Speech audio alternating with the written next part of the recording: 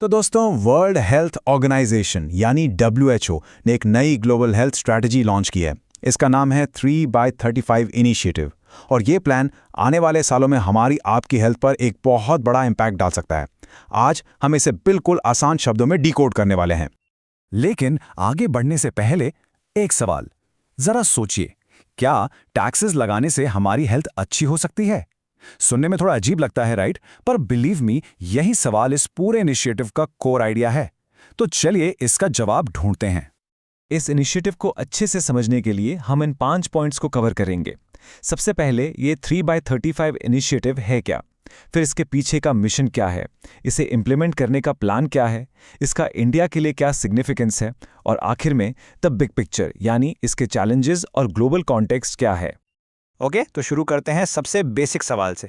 आखिर ये 3x35 initiative है क्या चीज़? बेसिकली 3x35 इनिशिएटिव WHO का एक ग्लोबल पुश है और इसका कोर आइडिया बहुत सिंपल है। देशों को 3 चीज़ों पर हेल्थ टैक्सेस बढ़ाने के लिए इनकरेज करना। वो 3 चीज़ें हैं टोबैको, अल्कोहल और शुगर स्वीटेंड बेवरेजेस यानी आपके कोल्ड ड्रिंक्स। मकसद बिल्कुल साफ है, इन हार्मफुल प्रोडक्ट्स की कंजम्पशन को कम करना।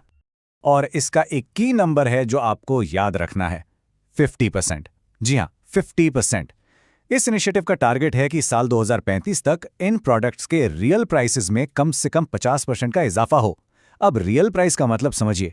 इसका मतलब सिर्फ महंगाई के साथ प्राइस बढ़ाना नहीं है, बल्कि महंगाई से भी ज्यादा तेजी से दाम बढ़ाना है, ताकि ये चीजें सच में इतनी महंगी हो जाएं कि लोग इन्हें खरीदने से पहले 2 बार सोचें। और ये सिर्फ हेल्थ की बात नहीं है, इसका एक बहुत बड़ा इकोनॉमिक एंगल भी है। WHO का अनुमान है कि इस इनिशिएटिव से अगले 10 सालों में देशों को $1 ट्रिलियन का एडिशनल पब्लिक रेवेन्यू मिल सकता है। जरा सोचिए, इतना पैसा जब हेल्थ केयर सिस्टम्स में वापस री इन्वेस्ट किया जाएगा तो कितना बड़ा फर्क पड़ेगा। ये एक क्लासिक विन विन सिचुएशन है। तो अब सवाल ये उठता है कि WHO अचानक इस पर इतना जोर क्यों दे रहा है? इस इनिशिएटिव के पीछे का असली मिशन क्या है? चलिए इसके कोर ऑब्जेक्टिव्स को देखते हैं। इसके 3 मेन ऑब्जेक्टिव्स हैं। पहला, नॉन कम्युनिकेबल डिजीजेज यानी NCDs को कम करना। ये वो क्रॉनिक बीमारियां हैं जैसे कैंसर, डायबिटीज और हार्ट डिजीज जो आज दुनिया में मौत का सबसे बड़ा कारण बन चुकी हैं। दूसरा, देशों को हेल्थ केयर के लिए डोमेस्टिक रिसोर्सेज यानी अपना पैसा इकट्ठा करने में हेल्प करना। और तीसरा, पब्लिक हेल्थ को बेहतर बनाने के लिए फिस्कल पॉलिसी यानी टैक्सेशन जैसे पावरफुल टूल्स के इस्तेमाल को प्रमोट करना। तो व्हाट और व्हाई तो क्लियर हो गया, अब आते हैं हाउ पर। WHO इतने बड़े और एम्बिशियस गोल को अचीव कैसे करेगा? उनका ऑफिशियल एक्शन प्लान क्या है? हो ने इसके लिए एक सिंपल 3 स्टेप स्ट्रैटेजी बनाई है। स्टेप 1, मोबिलाइज कंट्रीज, यानी देशों के लीडर्स और सिविल सोसाइटी से एंगेज करके उनका सपोर्ट हासिल करना। स्टेप 2, सपोर्ट पॉलिसीज, देशों को इफेक्टिव टैक्स पॉलिसीज डिजाइन करने के लिए टेक्निकल असिस्टेंस और नॉलेज देना। और स्टेप 3, बिल्ड कमिटमेंट, इस मुद्दे पर पब्लिक डायलॉग को बढ़ावा देना और अलग अलग सेक्टर्स के बीच पार्टनरशिप्स को मजबूत करना। चलिए अब आते हैं सबसे इंपॉर्टेंट सवाल पर, सो व्हाट? इस ग्लोबल इनिशिएटिव का इंडिया के लिए क्या सिग्निफिकेंस है?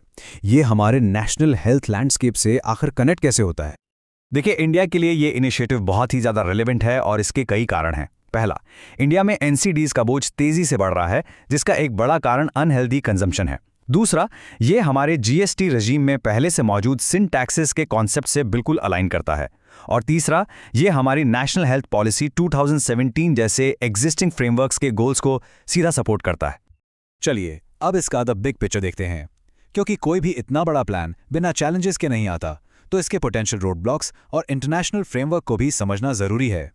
तो इसके 2 पहलू हैं, जैसे एक सिक्के के। एक तरफ बेनिफिट्स बिल्कुल साफ हैं, पब्लिक हेल्थ बेहतर होगी और रेवेन्यू जनरेट होगा, लेकिन दूसरी तरफ चैलेंजेस भी कम नहीं है। इसमें पॉलिटिकल ऑपोजिशन आ सकता है, पावरफुल इंडस्ट्री लॉबिंग हो सकती है और एक स्ट्रॉन्ग टैक्स डिजाइन और एनफोर्समेंट की जरूरत पड़ेगी। और हाँ, सबसे बड़ा चैलेंज यही है कि इन टैक्सेस से लोगों के बिहेवियर में सच में चेंज लाया जाए। इसका ग्लोबल कॉन्टेक्स्ट भी इंपॉर्टेंट है। ये इनिशिएटिव यूनाइटेड नेशंस के सस्टेनेबल डेवलपमेंट गोल्स यानी SDG से डायरेक्टली जुड़ता है।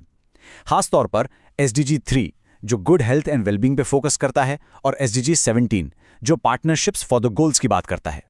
आखिर में इस इनिशिएटिव की पूरी फिलॉसफी इस एक कोड में समझ आ जाती है कि 3x35 इनिशिएटिव पब्लिक हेल्थ को टैक्सेशन पॉलिसी के साथ जोड़ने का एक बोल्ड मूव है। ये डिजीज प्रिवेंशन, इक्विटी और सस्टेनेबल डेवलपमेंट के लिए एक बहुत ही पावरफुल टूल है। तो हम वापस अपने पहले सवाल पर आते हैं, लेकिन अब एक नए पर्सपेक्टिव के साथ। क्या हेल्थ टैक्सेस वाकई में नॉन कम्युनिकेबल डिजीजेस के खिलाफ हमारा सबसे बड़ा हथियार बन सकते हैं? इस पर सोचना बहुत जरूरी है। देखने के लिए शुक्रिया। नमस्कार, द एक्सप्लेनर में आपका स्वागत है। आज हम इंडिया के एक ऐसे गेम चेंजिंग पॉलिसी इनिशिएटिव को डिकोड करने जा रहे हैं जिसमें देश के टेक्नोलॉजिकल फ्यूचर को पूरी तरह से बदलने का पोटेंशियल है। ये आप समझ लीजिए एक बहुत बड़ा बेट है जो इंडिया को इनोवेशन के ग्लोबल मैप पर एकदम सेंटर में ला सकता है। तो चलिए शुरुआत करते हैं उस नंबर से जो हर तरफ हेडलाइंस में है, 1,00,000 करोड़ रुपए। जी हां, यह है उस नए मिशन का स्केल जिसका नाम है research development and innovation scheme, यानी R&D स्कीम। इतना बड़ा इन्वेस्टमेंट आखिर क्यों किया जा रहा है? इसका पैसा कहां से आएगा और कहां जाएगा? आइए इसे डिटेल में समझते हैं। इस टॉपिक पर एक कंप्लीट UPSC लेवल की अंडरस्टैंडिंग के लिए हम इस एक्सप्लेनर को इन 5 सेक्शंस में ब्रेक डाउन करेंगे। हम सबसे पहले समझेंगे कि RDI स्कीम आखिर है क्या, फिर देखेंगे कि इसकी ज़रूरत क्यों पड़ी, फिर इसके वर्किंग मैकेनिज्म यानी इसके 4 पिलर्स को समझेंगे, इसके बाद इसका गवर्नेंस और फाइनेंशियल स्ट्रक्चर कैसा है, और आखिर में इसका इंडिया के लिए लॉन्ग टर्म विजन क्या है। तो सबसे पहला और सबसे बुनियादी सवाल, आखिर ये RDI स्कीम है क्या? देखिए, सिंपल शब्दों में ये ministry of science and technology की एक स्कीम है। इसका मेन ऑब्जेक्टिव प्राइवेट कंपनीज को यानी इंडस्ट्री को रिसर्च एंड डेवलपमेंट में इन्वेस्ट करने के लिए इनकरेज करना है। इसका जो कोर आइडिया है, जो कीवर्ड आपको याद रखना है, वो है इंडस्ट्री लेड R&D। सरकार चाहती है कि अब इनोवेशन की ड्राइवर सीट पर इंडस्ट्री बैठे, खासकर उन स्ट्रैटेजिक सनराइज सेक्टर्स में जो फ्यूचर हैं, जैसे artificial intelligence, quantum computing, green hydrogen और बायोटेक्नोलॉजी। अब यहां RDI स्कीम और ANRF यानी अनुसंधान नेशनल रिसर्च फाउंडेशन के बीच का डिफरेंस समझना बहुत ज़रूरी है, और ये आपकी UPSC मेंस के आंसर के लिए एक एक्सट्रीमली इंपॉर्टेंट डिस्टिंक्शन है। जैसा कि आप देख सकते हैं, RDI स्कीम का फोकस पूरी तरह से इंडस्ट्री पर है, ऐसी इनोवेशन पर जिसे मार्केट में प्रोडक्ट बनाकर बेचा जा सके। इसलिए यहाँ फंडिंग लोन्स या इक्विटी के फॉर्म में है। वहीं दूसरी तरफ ANRF का फोकस एकेडमिक इंस्टीट्यूशंस पर है, यानी यूनिवर्सिटीज़ और कॉलेजेस में फाउंडेशनल रिसर्च के लिए। इसलिए वहाँ फंडिंग ग्रांट्स और फेलोशिप्स के जरिए होती है। तो याद रखिए, ये दोनों कॉम्प्लीमेंट्री हैं, एक दूसरे के कॉम्पिटिटर्स नहीं। चलिए अब नेक्स्ट सेक्शन पर चलते हैं और ये देखते हैं कि आखिर इतनी बड़ी स्कीम की जरूरत ही क्यों पड़ी। ऐसा क्या चैलेंज था जिसे सॉल्व करने के लिए R&D स्कीम लाई गई? ये नंबर 0.64% इस पूरी प्रॉब्लम का सेंटर पॉइंट है। ये है इंडिया का ग्रोस एक्सपेंडिचर ऑन R&D यानी GERD। इसका मतलब है कि हम अपनी टोटल GDP का सिर्फ 0.64% ही रिसर्च एंड डेवलपमेंट पर खर्च करते हैं। एक विकसित देश बनने के एम्बिशन के लिए ये आंकड़ा फ्रैंकली बहुत ही कम है। और ये चार्ट इस R&D स्पेंडिंग गैप को बिल्कुल साफ दिखाता है। दुनिया की जो लीडिंग कंट्रीज हैं, जैसे इजराइल, साउथ कोरिया, USA, वो अपनी GDP का 2.5% से भी कहीं ज्यादा R&D पर स्पेंड करते हैं। और सबसे इंपॉर्टेंट बात यह है कि उन देशों में इस स्पेंडिंग का 60 से 70% हिस्सा प्राइवेट सेक्टर से आता है, जबकि इंडिया में ये रेशियो अभी तक उल्टा है। यहाँ गवर्नमेंट ज्यादा स्पेंड करती है और प्राइवेट सेक्टर कम। R&D स्कीम इसी मॉडल को बदलना चाहती है ताकि प्राइवेट इंडस्ट्री इनोवेशन को ड्राइव करे। तो सवाल उठता है कि इस R&D स्पेंडिंग गैप को RDI स्कीम आखिर ब्रिज कैसे करेगी? इसके मैकेनिक्स को समझने के लिए हमें इसके 4 स्तंभों यानी 4 पिलर्स को डिटेल में समझना होगा। ये पूरी स्कीम इन 4 मेन पिलर्स पर टिकी हुई है। इनमें से हर पिलर R&D इकोसिस्टम के एक स्पेसिफिक चैलेंज को एड्रेस करता है, चाहे वो फ्यूचर टेक को बढ़ावा देना हो, हाई रिस्क रिसर्च के फंडिंग गैप को भरना हो, या स्ट्रैटेजिक टेक्नोलॉजीज को हासिल करना हो। आइए इन सबको एक एक करके डिटेल में देखते हैं। देखिए, पहला पिलर सनराइज सेक्टर्स यानी भविष्य की टेक्नोलॉजीज जैसे कि आर्टिफिशियल इंटेलिजेंस, रोबोटिक्स, ड्रोन्स, इनमें इनोवेशन को सीधे फाइनेंशियल सपोर्ट देगा। इसका मकसद है इंडिया को इन नेक्स्ट जेन टेक्नोलॉजीज का एक ग्लोबल हब बनाना। और जो चौथा पिलर है एक्विजिशन ऑफ स्ट्रेटेजिक टेक्नोलॉजीज, वो डोमेस्टिक फर्म्स को ऐसी क्रिटिकल टेक्नोलॉजीज एक्वायर करने में मदद करेगा जो अभी हम इंपोर्ट करते हैं। तो ये दोनों पिलर्स मिलकर टेक्नोलॉजी में आत्मनिर्भरता के विजन को साकार करते हैं। अब आते हैं दूसरे पिलर पर। यह एक बहुत ही स्पेसिफिक प्रॉब्लम को सॉल्व करता है जिसे इनोवेशन की दुनिया में वैली ऑफ डेथ भी कहते हैं। यह पिलर TRL4 लेवल के इनोवेशंस को फंड करेगा। अब ये TRL4 क्या है? देखिए, टेक्नोलॉजी रेडीनेस लेवल एक 1 से 9 तक का स्केल होता है। TRL4 का मतलब है कि टेक्नोलॉजी लैब में तो काम कर रही है, उसके कंपोनेंट्स इंटीग्रेट हो चुके हैं, पर वो अभी तक मार्केट रेडी नहीं है। ये एक बेहद हाई रिस्क स्टेज होता है जहां प्राइवेट इन्वेस्टर्स पैसा लगाने से कतराते हैं। आइडिया स्कीम ठीक इसी स्टेज पर जीरो या लो इंटरेस्ट लोन्स देकर इनोवेटर्स की मदद करेगी उस वैली ऑफ डेथ को क्रॉस करने में। और तीसरा पिलर है deep tech fund of funds. पहले समझिए, डीप टेक का मतलब है वो स्टार्टअप्स जो कॉम्प्लेक्स साइंटिफिक या इंजीनियरिंग चैलेंजेस पर काम कर रहे हैं, जैसे एडवांस्ड मटेरियल्स या क्वांटम कंप्यूटिंग। ऐसे स्टार्टअप्स को पेशेंट कैपिटल की जरूरत होती है, यानी ऐसा इन्वेस्टमेंट जो जल्दी रिटर्न की उम्मीद ना रखे, लॉन्ग टर्म हो। ये फंड ऑफ फंड्स सीधे स्टार्टअप्स में नहीं बल्कि दूसरे वेंचर कैपिटल फंड्स में इन्वेस्ट करेगा जो आगे चलकर इन डीप टेक स्टार्टअप्स को फंड करेंगे। इस तरह से रिस्क मिटिगेटेड तरीके से फंडिंग के गैप को ब्रिज किया जाएगा।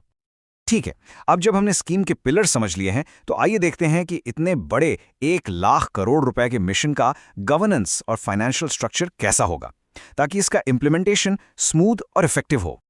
इसका गवर्नेंस स्ट्रक्चर बहुत ही क्लियर और स्ट्रीमलाइन रखा गया है। सबसे ऊपर यानी इसकी एपेक्स बॉडी एक गवर्निंग बोर्ड होगा जिसे खुद प्राइम मिनिस्टर चेयर करेंगे, जो इस स्कीम की हाई लेवल इंपॉर्टेंस को दर्शाता है। इस बोर्ड को एएनआरएफ का बोर्ड गाइड करेगा। स्कीम को जमीन पर उतारने की यानी इंप्लीमेंटेशन की जिम्मेदारी department of science and technology यानी डीएसटी की होगी, और सारे फाइनेंसेस को मैनेज करने के लिए एएनआरएफ के अंदर ही एक स्पेशल पर्पस फंड यानी एसपीएफ बनाया जाएगा। और अब सबसे इंपॉर्टेंट हिस्सा, इसकी फंडिंग। ये 1,00,000 करोड़ का कॉर्पस यूनियन बजट से एएनआरएफ को 50 साल के लिए एक इंटरेस्ट फ्री लोन के रूप में दिया जाएगा। इस बात पर ध्यान दीजिए, ये ग्रांट नहीं, लोन है। ये इसलिए सिग्निफिकेंट है क्योंकि इससे एक रिवॉल्विंग फंड क्रिएट होता है। मतलब जो पैसा लोन में दिया जाएगा वो वापस आएगा और उसे फिर से लोन देने में इस्तेमाल किया जा सकेगा। इससे एक long term stable financial corpus बनता है जो साल दर साल के बजट फ्लक्चुएशन से प्रभावित नहीं होगा। This ensures a long term vision and commitment. आखिर में इन सब का भारत के लिए मतलब क्या है? What is the big picture? ये स्कीम आने वाले दशक में इंडिया को कहां ले जा सकती है? देखिए, ये स्कीम कोई आइसोलेटेड एफर्ट नहीं है, बल्कि ये इंडिया के कई बड़े नेशनल गोल्स से सीधे सीधे जुड़ती है। टेक इंपोर्ट पर हमारी डिपेंडेंसी कम करके ये आत्मनिर्भर भारत को सपोर्ट करती है। डीप टेक स्टार्टअप्स को फंड करके ये स्टार्टअप इंडिया मिशन को एक नया बूस्ट देती है। और इन सबसे अल्टीमेटली ये एक टेक बेस्ड इकोनॉमिक ग्रोथ का रास्ता तैयार करती है, जिससे ग्लोबल इंटेलेक्चुअल प्रॉपर्टी लैंडस्केप में इंडिया की कंपेटिटिवनेस बढ़ेगी। ये नंबर देखिए, साल 2023 में इंडिया पेटेंट फाइलिंग्स के मामले में दुनिया में छठे यानी 6 नंबर पर था। ये एक अच्छी उपलब्धि है, नो डाउट, लेकिन आरडीआई स्कीम का पोटेंशियल इससे कहीं आगे है। ये स्कीम इंडिया को सिर्फ पेटेंट फाइल करने वाला देश नहीं बल्कि एक इंटेलेक्चुअल प्रॉपर्टी यानी आईपी क्रिएशन का पावर हाउस बना सकती है। तो इस पूरी चर्चा को अगर हम सम अप करें तो ये स्कीम इंडिया की आर&डी अप्रोच में एक फंडामेंटल, एक स्ट्रेटेजिक शिफ्ट है। हम अब बिखरे हुए आइसोलेटेड रिसर्च एफर्ट से आगे बढ़कर मिशन ड्रिवन इनोवेशन की तरफ जा रहे हैं। मतलब हर रिसर्च का एक क्लियर मकसद होगा, एक क्लियर मार्केट प्रोस्पेक्ट होगा। द एम्बिशन बहुत बड़ा है, स्ट्रक्चर भी तैयार है और कमिटमेंट भी दिख रहा है। तो आखिर में सोचने के लिए सवाल ये है, क्या आर&डी स्कीम में वो दम है कि वो अगले एक दशक में इंडिया को एक ग्लोबल आर&डी पावर हाउस में ट्रांसफॉर्म कर सके? इसका जवाब इसके इफेक्टिव इंप्लीमेंटेशन पर ही निर्भर करेगा। इस एक्सप्लेनर को ज्वाइन करने के लिए आपका बहुत बहुत धन्यवाद। नमस्कार और वेलकम। आज हम एक ऐसे टॉपिक को डिकोड करने जा रहे हैं जो, बिलीव मी, आपके सिविल सर्विसेज एग्जाम, खास करके मेंस के पर्सपेक्टिव से एब्सोल्युटली क्रूशियल है। हम डीप डाइव करेंगे इंडिया के एम्प्लॉयमेंट लैंडस्केप में, यानी रोजगार का जो पूरा परिदृश्य है, और इसे टैकल करने के लिए गवर्नमेंट की जो नई स्कीम आई है, एम्प्लॉयमेंट लिंक्ड इंसेंटिव यानी ELI स्कीम। तो चलिए इस कॉम्प्लेक्स टॉपिक को ना बिल्कुल स्क्रैच से एकदम डिटेल में समझते हैं। तो आज के इस एक्सप्लेनर का रोड मैप क्या है? देखिए, सबसे पहले हम बेरोजगारी की चुनौती या द अनएम्प्लॉयमेंट चैलेंज को समझेंगे। फिर ELI स्कीम का एक डिटेल्ड इंट्रोडक्शन लेंगे। उसके बाद हम कुछ बहुत इंपॉर्टेंट डेटा के साथ भारत के श्रम परिदृश्य या इंडियाज़ लेबर लैंडस्केप को एनालाइज करेंगे। फिर हम गवर्नमेंट की मल्टी प्रॉन्ग स्ट्रैटेजी को एक्सप्लोर करेंगे कि ये स्कीम अकेले काम नहीं कर रही। और आखिर में इस स्कीम की सफलता की राह, द पाथ टू सक्सेस पर आके इसका एक क्रिटिकल एनालिसिस करेंगे। ऑलराइट, तो चलिए शुरू करते हैं हमारे पहले सेक्शन से, द अनएम्प्लॉयमेंट चैलेंज। आखिर वो क्या प्रॉब्लम्स हैं, वो क्या चैलेंजेस हैं जिनके लिए ELI जैसी स्कीम्स की ज़रूरत पड़ रही है? Let's find out. सबसे पहले इस नंबर पर फोकस कीजिए। ये है यूथ अनएम्प्लॉयमेंट का फिगर, यानी 15 से 29 साल के एज ग्रुप में बेरोजगारी। ये है अराउंड 23%। अब इसका सिंपल शब्दों में मतलब क्या है? इसका मतलब है कि इस एज ग्रुप में हर 4 में से एक यंग पर्सन जो काम करने के लिए तैयार है, काम ढूंढ रहा है, उसे काम मिल ही नहीं रहा। सोच के देखिए, ये नंबर इतना अलार्मिंग इसीलिए है क्योंकि यही तो है हमारा डेमोग्राफिक डिविडेंड, जिसके बारे में हम इतनी बात करते हैं। और अगर हमने इस यूथ पावर को प्रोडक्टिव जॉब्स में चैनल नहीं किया, तो ये डिविडेंड दोस्तों एक डेमोग्राफिक डिजास्टर में बदल सकता है। It's a very serious issue. अब इस चैलेंज को और भी कॉम्प्लेक्स बनाता है हमारी इकोनॉमी का एक स्ट्रक्चरल इशू। जैसा कि आप इस डोनट चार्ट में देख सकते हैं, इंडिया की टोटल वर्कफोर्स का एक बहुत ही बड़ा हिस्सा, लगभग 90%, इनफॉर्मल सेक्टर यानी अनौपचारिक क्षेत्र में काम करता है। सिर्फ 10% ही फॉर्मल सेक्टर में है। अब इनफॉर्मल सेक्टर का मतलब क्या? ऐसी जॉब्स जहां कोई सोशल सिक्योरिटी नहीं है, ना प्रोविडेंट फंड, ना हेल्थ इंश्योरेंस, कोई जॉब सिक्योरिटी नहीं है और अक्सर वेजेस भी काफ़ी कम होते हैं। तो ये इकोनॉमी के लिए एक डबल एज सॉर्ड है। इससे वर्कर्स का एक्सप्लॉयटेशन होता है और गवर्नमेंट को जो टैक्स रेवेन्यू आना चाहिए वो भी कम हो जाता है। तो ऐसे अनएम्प्लॉयमेंट और इनफॉर्मेलिटी की इस डबल चैलेंज से निपटने के लिए यूनियन कैबिनेट ने एक नए इंटरवेंशन को अप्रूव किया है। आइए इसका इंट्रोडक्शन लेते हैं। द एम्प्लॉयमेंट लिंक्ड इंसेंटिव यानी ELI स्कीम। तो आखिर ये ELI स्कीम है क्या? सबसे पहले ये एक सेंट्रल सेक्टर स्कीम है। ये कीवर्ड आपके प्रीलिम्स के लिए सुपर इंपॉर्टेंट है। सेंट्रल सेक्टर का मतलब है कि इसकी 100% फंडिंग सेंट्रल गवर्नमेंट करेगी। इसमें स्टेट्स का कोई फाइनेंशियल कंट्रीब्यूशन नहीं होगा। ओके? इसका मेन ऑब्जेक्टिव फॉर्मल सेक्टर में एम्प्लॉयमेंट को बढ़ावा देना है और इसका तरीका बहुत यूनिक है। ये गवर्नमेंट इंसेंटिव्स को सीधे सीधे न्यू जॉब क्रिएशन से लिंक करती है। यानी a company creates more formal jobs, it gets more incentives. Simple as that. अब इसके इंसेंटिव्स का ब्रेकडाउन करते हैं बिल्कुल डिटेल में। यहाँ 2 बेनिफिशरीज हैं। एक तरफ है एम्प्लॉयज, दूसरी तरफ है एम्प्लॉयर्स। सो अगर आप एक फर्स्ट टाइम वर्कर हैं, पहली बार जॉब मार्केट में आ रहे हैं और आपकी सैलरी 1 लाख पर मंथ से कम है, तो गवर्नमेंट आपको 1 मंथ की wage up to a maximum of 15,000 रुपए as a one time incentive देगी। Pretty cool, right? अब देखते हैं एम्प्लॉयर्स के लिए क्या है। अगर कोई कंपनी एक नए एम्प्लॉय को हायर करती है और ये इंपॉर्टेंट है, उसे 6 महीने से ज्यादा रिटेन करती है, तो गवर्नमेंट उस कंपनी को 2 साल तक हर महीने पर न्यू एम्प्लॉय अप टू 3,000 रुपए का इंसेंटिव देगी। और हाँ, एक स्पेशल प्रोविजन है यहाँ। मैन्युफैक्चरिंग सेक्टर के लिए ये बेनिफिट्स तीसरे और चौथे साल तक भी एक्सटेंड किए गए हैं। क्यों? सिंपल, मेक इन इंडिया को बूस्ट देना है, क्योंकि ये एक ऐसा सेक्टर है जहां सबसे ज्यादा जॉब्स क्रिएट हो सकती है। ELI स्कीम के पोटेंशियल इम्पैक्ट को ठीक से समझने के लिए हमें इंडिया के पूरे लेबर लैंडस्केप के कुछ इंपॉर्टेंट इंडिकेटर्स को देखना होगा। ये डेटा पॉइंट्स मैं बता रहा हूँ आपके मेन्स आंसर्स में जबरदस्त वैल्यू एडिशन करेंगे। सबसे पहले ये headline number, overall unemployment rate CMI यानी centre for monitoring Indian economy के डेटा के अकॉर्डिंग ये है अराउंड 7.3%। ये रेट उन लोगों को मेजर करता है जो एक्टिवली काम ढूंढ रहे हैं पर उन्हें काम मिल नहीं पा रहा। ओके, अब एक बहुत ही इंपॉर्टेंट इकोनॉमिक कॉन्सेप्ट पर आते हैं, जिसे कहते हैं LFPR यानी लेबर फोर्स पार्टिसिपेशन रेट। इसका फिगर है अराउंड 42 से 43%। पर यह है क्या चीज? देखिए, सिंपल है। मान लीजिए 100 लोग हैं जो काम कर सकते हैं, यानी वर्किंग एज पॉपुलेशन। उनमें से सिर्फ 42-43 लोग ही या तो काम कर रहे हैं या एक्टिवली काम ढूंढ रहे हैं। सिर्फ इतने। ये फिगर इतना लो होना एक बहुत बड़ी चिंता का विषय है। इसका मतलब है कि हमारी वर्किंग एज पॉपुलेशन का एक huge chunk, more than half, लगभग 57% लेबर फोर्स का हिस्सा ही नहीं है। ये लोग ना तो एम्प्लॉयड हैं, ना ही अनएम्प्लॉयड। इनमें स्टूडेंट्स हो सकते हैं, होम मेकर्स हो सकते हैं, या फिर डिस्करेज्ड वर्कर्स, वो लोग जिन्होंने काम ढूंढना ही छोड़ दिया है। इसी को कई बार हिडन अनएम्प्लॉयमेंट का साइन भी कहते हैं। मेंस के आंसर के लिए ये कॉन्सेप्ट गोल्ड है। इससे जुड़ा हुआ अगला इंडिकेटर है WPR या वर्कर पॉपुलेशन रेशो, जो है लगभग 39%। WPR हमें बताता है कि देश की टोटल पॉपुलेशन के कितने % लोग एक्चुअली एम्प्लॉयड हैं, यानी काम कर रहे हैं। ये हमें एम्प्लॉयमेंट की ऑन ग्राउंड रियलिटी बताता है। और बाय द वे, LFPR और WPR के बीच का जो गैप होता है ना, वही हमें ओपन अनएम्प्लॉयमेंट के बारे में बताता है। और ये बार चार्ट, ये हमारे लेबर मार्केट की एक बहुत बड़ी और दुखदाई समस्या को दिखाता है, द जेंडर गैप। आप साफ देख सकते हैं, जहां मेल LFPR अराउंड 73% है, वहीं फीमेल LFPR जस्ट 27% के आसपास है। It's a huge gap. इतनी कम महिला भागीदारी के पीछे कई सोशल, कल्चरल और इकोनॉमिक रीजंस हैं, जैसे केयर वर्क का बर्डन, सेफ्टी इश्यूज और सोशल नॉर्म्स। ये सिर्फ एक सोशल इशू नहीं है, ये एक बहुत बड़ा इकोनॉमिक इशू भी है, क्योंकि इससे हम अपनी जीडीपी पोटेंशियल का पूरा इस्तेमाल कर ही नहीं पा रहे। अब ये समझना बहुत ज़रूरी है कि ईएलआई स्कीम कोई सिल्वर बुलेट या जादुई छड़ी नहीं है। ये गवर्नमेंट की एक बड़ी मल्टी प्रोंग स्ट्रैटेजी का हिस्सा है, जिसका मकसद एम्प्लॉयमेंट के हर एस्पेक्ट को एड्रेस करना है।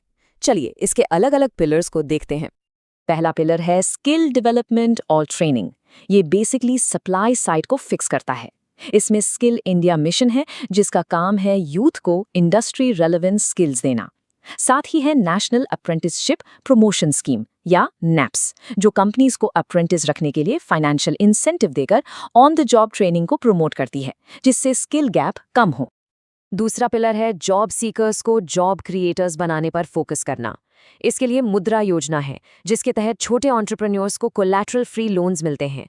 स्टार्टअप इंडिया इनोवेशन और टेक्नोलॉजी बेस्ड स्टार्टअप्स को सपोर्ट करता है, और stand up India SC, ST और विमेन एंटरप्रेन्योर्स को फाइनेंशियल सपोर्ट देकर इकोनॉमिक इंक्लूजन को बढ़ावा देता है।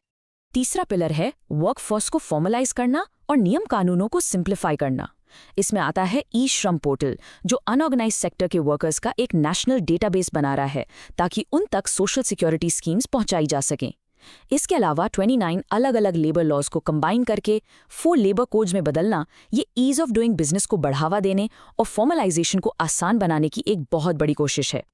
और चौथा पिलर है सेक्टर स्पेसिफिक इंटरवेंशंस। इसमें आती हैं पीएलआई यानी प्रोडक्शन लिंक्ड इंसेंटिव स्कीम्स, जो स्ट्रेटेजिक सेक्टर्स में प्रोडक्शन बढ़ाने पर इंसेंटिव देती हैं। अब देखिए, पीएलआई प्रोडक्शन को टारगेट करती है और ईएलआई सीधे एम्प्लॉयमेंट को। ये दोनों एक दूसरे के कॉम्प्लीमेंट्री हैं। साथ ही पीएम विश्वकर्मा योजना है, जो ट्रेडिशनल आर्टिजन्स और क्राफ्ट्स पीपल को मॉडर्न टूल्स, ट्रेनिंग और क्रेडिट सपोर्ट देकर उनके काम को फॉर्मल इकोनॉमी से जोड़ती है।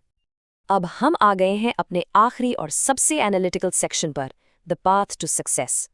यहाँ हम ईएलआई स्कीम की पोटेंशियल, उसके सामने आने वाले चैलेंजेस और आगे की राह पर आराम से चर्चा करेंगे।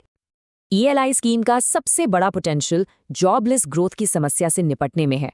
जॉबलेस ग्रोथ, ये टर्म आपने जरूर सुना होगा। ये वो सिचुएशन है जहां देश की जीडीपी तो बढ़ रही है, लेकिन उसके प्रोपोर्शन में जॉब्स क्रिएट नहीं हो रही। ऐसा तब होता है जब ग्रोथ कैपिटल इंटेंसिव सेक्टर से आती है, ना कि लेबर इंटेंसिव सेक्टर से। अब ईएलआई स्कीम, जो सीधे सीधे जॉब क्रिएशन को ही इंसेंटिवाइज कर रही है, इस ट्रेंड को रिवर्स करने का एक डायरेक्ट अटेम्प्ट है। लेकिन देखिए, किसी भी स्कीम की सफलता सिर्फ उसके डिजाइन पर नहीं, उसके ऑन ग्राउंड एग्जीक्यूशन पर डिपेंड करती है। इसके लिए गवर्नमेंट और इंडस्ट्री के बीच एक मजबूत कोलैबोरेशन चाहिए। हमें अपने यूथ को वो स्किल्स देनी होंगी जिनकी इंडस्ट्री को जरूरत है। हमें मैन्युफैक्चरिंग को बड़े पैमाने पर स्केल अप करना होगा, और इंडस्ट्री की जरूरतों और हमारे वर्कफोर्स की स्किल्स के बीच जो वर्कफोर्स गैप्स हैं, उन्हें तेजी से भरना होगा। यही है इसकी सफलता का मंत्र। तो आखिर में हम इस बड़े सवाल के साथ इस एक्सप्लेनर को एंड करते हैं। क्या ईएलआई जैसी डिमांड साइड इंसेंटिव स्कीम्स सच में इंडिया की जॉबलेस ग्रोथ को जॉब लेड ग्रोथ में ट्रांसफॉर्म कर सकती हैं? या फिर इसके लिए हमें सप्लाई साइड पर, यानी एजुकेशन और हेल्थ जैसे कोर सेक्टर्स में बड़े स्ट्रक्चरल रिफॉर्म्स की जरूरत है? इस सवाल पर विचार करना, इस पर सोचना आपके मेंस आंसर राइटिंग के लिए एक बेहतरीन एक्सरसाइज होगी। सोचते रहिए, मिलते हैं अगले एक्सप्लेनर में। दोस्तों, आज हम बात करने वाले हैं एक ऐसे नए नेशनल प्रोग्राम के बारे में जिसका नाम है तलाश। ये प्रोग्राम भारत के ट्राइबल स्टूडेंट्स के फ्यूचर को एक नई बेहतर दिशा देने का पोटेंशियल रखता है। तो चलिए इसे आसान शब्दों में समझते हैं। सबसे पहले ये एक बहुत जरूरी सवाल है, हम अपने आदिवासी छात्रों के लिए एक बेहतर कल, एक बेहतर भविष्य कैसे बना सकते हैं? आखिर वो कौन सा रास्ता है जिससे उनका पोटेंशियल पूरी तरह से अनलॉक हो? यही वो प्रॉब्लम है जिसका सॉल्यूशन तलाश इनिशिएटिव में खोजने की कोशिश की गई है। देखिए, बात यह है कि एकलव्य मॉडल रेजिडेंशियल स्कूल्स, जिन्हें हम EMRS कहते हैं, वहाँ स्टूडेंट्स के लिए फोकस डेवलपमेंट प्रोग्राम्स की एक खास ज़रूरत है। इन स्टूडेंट्स में टैलेंट की कोई कमी नहीं है, पर उस टैलेंट को सही दिशा देना, उनके पोटेंशियल को पहचानना एक बहुत बड़ा चैलेंज है। और यही है वो एजुकेशनल गैप जिसे भरने की कोशिश हो रही है। तो क्या है इस चैलेंज का जवाब? क्या है इसी चैलेंज का जवाब? है तलाश। ये देश का अपनी तरह का पहला नेशनल प्रोग्राम है जिसे खास तौर पर इस गैप को, इस दूरी को कम करने के लिए ही डिजाइन किया गया है। सो व्हाट एग्जैक्टली इज तलाश? तलाश का पूरा नाम याद रखिए, tribal aptitude, life skills and self esteem hub. Basically ये एक डिजिटल प्लेटफॉर्म है जिसका एक ही मकसद है, ट्राइबल स्टूडेंट्स का होलिस्टिक डेवलपमेंट। होलिस्टिक डेवलपमेंट यानी उनका हर तरह से विकास, सिर्फ पढ़ाई में नहीं बल्कि हर चीज़ में। इसके जो मेन ऑब्जेक्टिव्स हैं वो बिल्कुल साफ हैं। सबसे पहले स्टूडेंट्स में सेल्फ अवेयरनेस और इमोशनल इंटेलिजेंस को बढ़ाना, फिर उन्हें करियर से जुड़े सही फैसले लेने में मदद करना, उसके बाद उनके अंदर ज़रूरी लाइफ स्किल्स और सेल्फ एस्टीम यानी आत्मविश्वास बिल्ड करना, और आखिर में उन्हें आने वाली कॉम्पिटिटिव दुनिया के लिए पूरी तरह तैयार करना।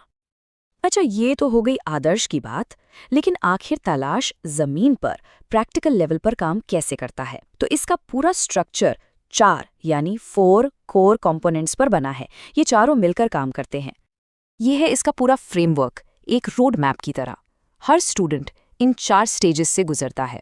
स्टेज 1 है psychometric assessments, stage 2 career counselling, stage 3 है life skills and self esteem modules, और स्टेज 4 ये टीचर्स के लिए है ई लर्निंग फॉर टीचर्स।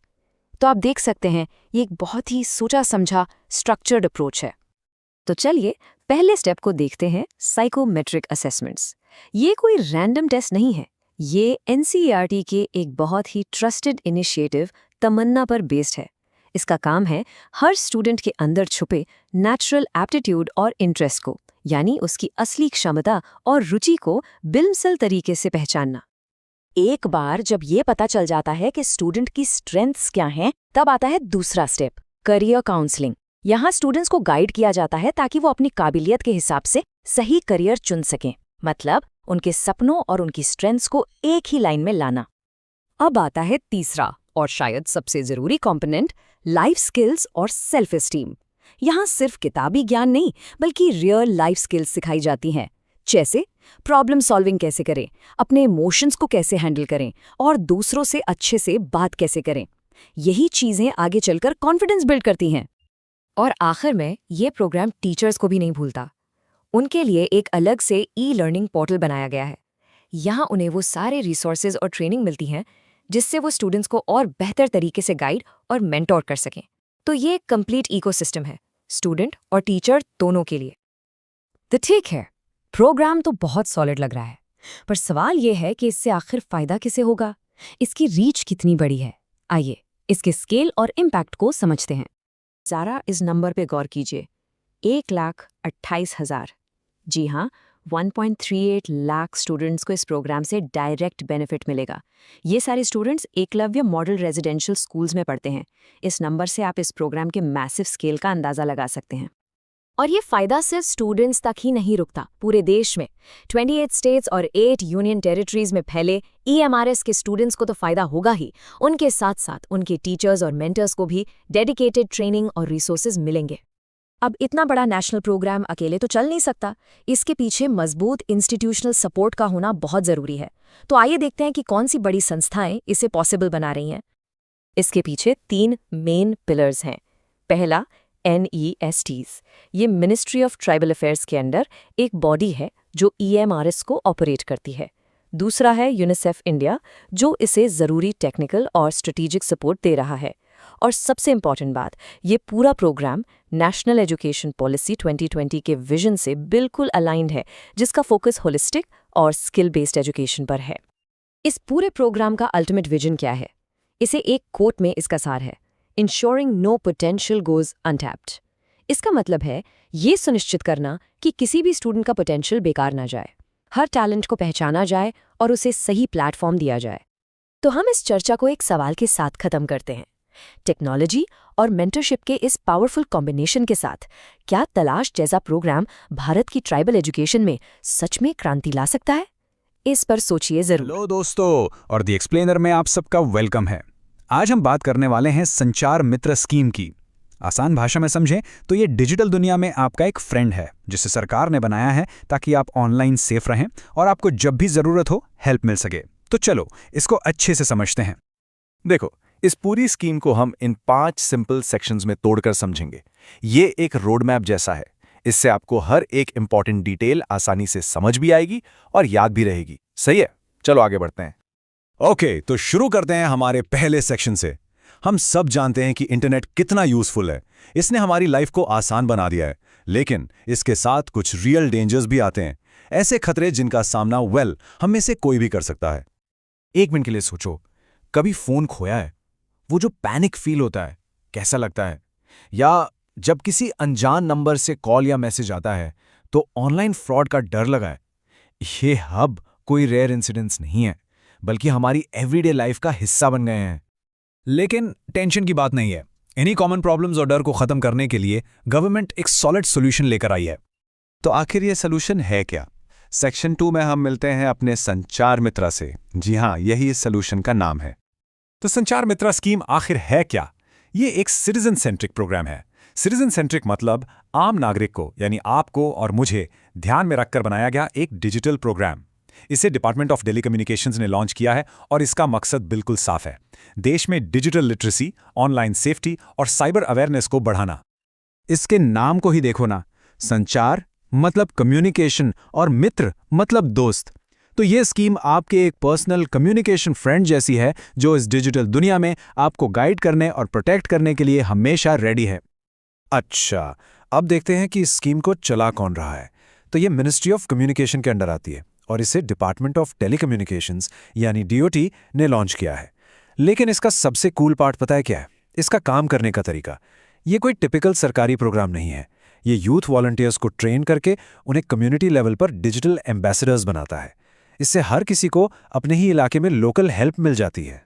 चलिए अब बढ़ते हैं सेक्शन 3 की तरफ। अब देखो, कोई भी अच्छी स्कीम हो, उसके गोल्स बिल्कुल क्लियर होने चाहिए, राइट? तो संचार मित्रा के वो 4 मेन गोल्स क्या है, आइए देखते हैं। इसके 4 गोल्स एक दूसरे से परफेक्टली कनेक्टेड है। पहला, डिजिटल लिटरेसी को प्रमोट करना, मतलब सब लोग ऑनलाइन सर्विसेज यूज कर पाएं। दूसरा, जब लोग ऑनलाइन आ गए तो साइबर अवेयरनेस के जरिए उनकी सेफ्टी का ध्यान रखना।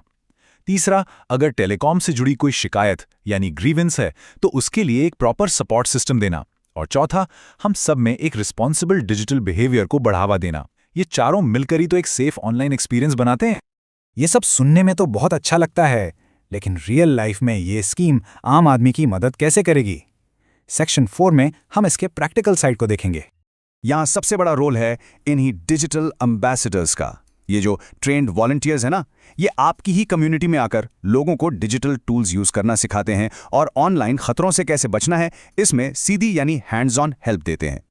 और इस स्कीम का एक सुपर टूल है संचार साथी पोर्टल।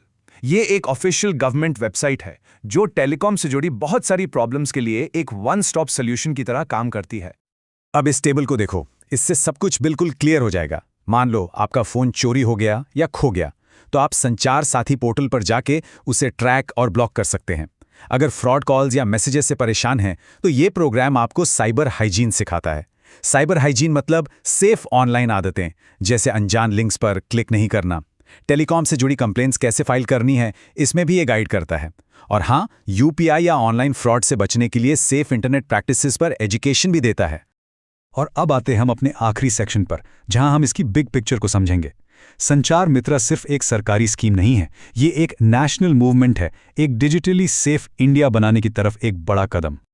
इसका विजन बहुत बड़ा है, एक ऐसा मूवमेंट जो एक डिजिटली अवेयर, सेफ और एम्पावर्ड इंडिया बनाए। मतलब एक ऐसा देश जहां हर सिटीजन टेक्नोलॉजी का पूरा फायदा उठा सके और साथ ही अपने आप को ऑनलाइन खतरों से बचा भी सके। तो इस एक्सप्लेनर को खत्म करने से पहले हम आपके लिए एक सवाल छोड़कर जा रहे हैं। इस सारी जानकारी के बाद आप एक रिस्पॉन्सिबल डिजिटल सिटीजन बनने के लिए क्या करेंगे? सोचिएगा जरूर। इस एक्सप्लेनर को देखने के लिए शुक्रिया।